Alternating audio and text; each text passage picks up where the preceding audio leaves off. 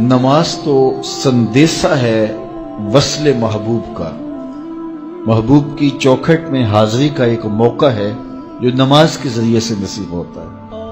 تو اگر کوئی شخص نماز کو اپنے لیے بوجھ سمجھتا ہے تو پھر وہ محبوب کی ملاقات کی اہمیت کو ہی نہیں جانتا۔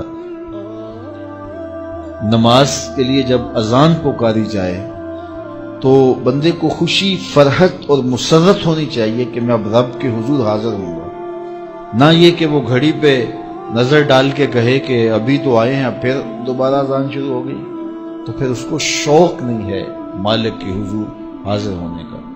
حضور علیہ الصلوۃ والسلام تو جب حضرت بلال حبشی کو نماز کے لیے اذان کا کہتے تو یہ ارشاد کرتے، ارحنا یا بلال، بلال اٹھو اور ہمارے دل کو راحت پہنچا دو۔ ارحنا یا بلال، بلال ہمارے قلب کو، ہمارے دل کو راحت پہنچا دو۔ تو یہ حضور کے قلب کی راحت، تسکین اور قرار کا سبب ہے۔ آقا کریم علیہ الصلوۃ والسلام نے معراج کی شب جہاں بہت سارے لوگوں کو عذابوں میں مبتلا دیکھا تو ایک شخص کو دیکھا، رجل مغیب فی نور العرش، کہ وہ عرش کے نور میں غائب تھا، اس کے اطراف میں نور ہی نور تھا اور وہ نور میں ڈوبا ہوا تھا۔ تو پوچھا کہ یہ کون خوش نصیب شخص ہے، کوئی فرشتہ ہے؟ تو جواب آیا فرشتہ نہیں ہے۔ یہ کوئی پیغمبر ہے؟ پیغمبر بھی نہیں ہے۔ تو یہ کون شخص ہے کہ جو انوار الہیہ کے حصار میں ہے اور ہر طرف نور ہی نور پھیلا ہے؟ تو جواب ملا کہ آپ کی امت کا یہ وہ فرد ہے جس میں 3 خوبیاں تھیں۔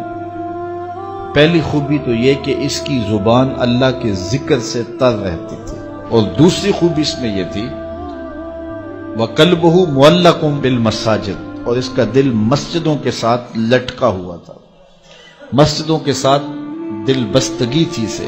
فرمایا کچھ لوگ ہوتے ہیں کہ وہ مسجدوں کی میخیں ہوتی ہیں، جس طرح وہ کیل لکڑی میں ٹھک جاتا ہے تو یہ بھی مسجدوں میں ٹھکے رہتے ہیں، جب بھی ڈھونڈو کہ مسجد سے ملیں گے۔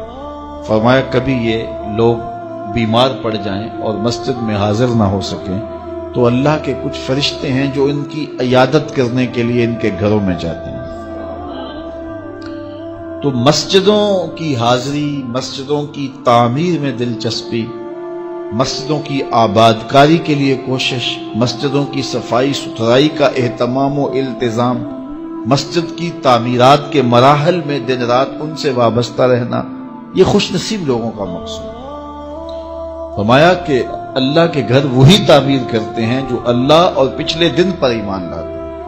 تو مسجدوں کی تعمیر یقیناً اللہ جل شانہ کی خاص رضا نصیب کرتی ہے۔ ایک روایت میں آتا ہے جس نے تتر کے گھونسلے کے برابر مسجد کی تعمیر کی، فرمایا اللہ جنت میں اس کا محل بنا رہا ہے، اللہ اس کا محل تعمیر کرے گا، اس کو محل عطا کرے گا۔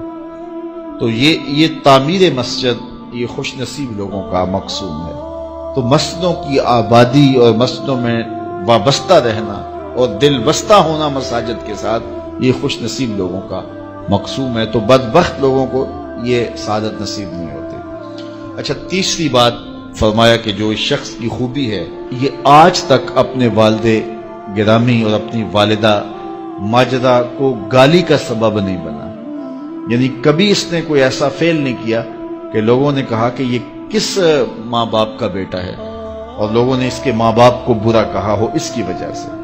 تو یہ 3 خوبیاں اس شخص کے اندر پائی جاتی ہیں، اور آج یہ اللہ کے عرش کے نور کے سائے میں اپنے آپ کو کھڑا ہوا پا رہا ہے۔ تو جن کے سر نماز سے گوجل رہیں، مسجد کی حاضری جن کے لیے شوق ہو اور مسجد میں آتے ہی نکلنے کے لیے کوئی راستے ڈھونڈ رہے ہوں، تو انہیں اپنے اندر اترنا چاہیے۔